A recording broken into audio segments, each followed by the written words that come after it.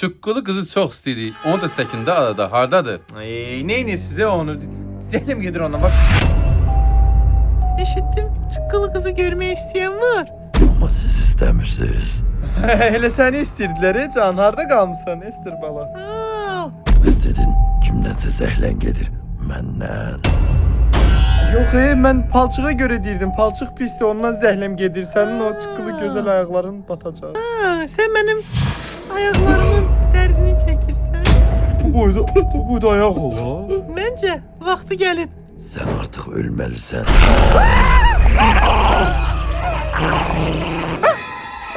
Kaynaklarını nasıl su katırdı öylersen öyle. Ay, nə yaxşı apardı. Sağ ol Ester bacı qardaş. Nəhayət ki getdi bu. Tək qaldım, tək işləyəcəm. Elit Nəzmanovda kostyumların kirayəsi 20 manatdan başlayır. Gəl götür lan.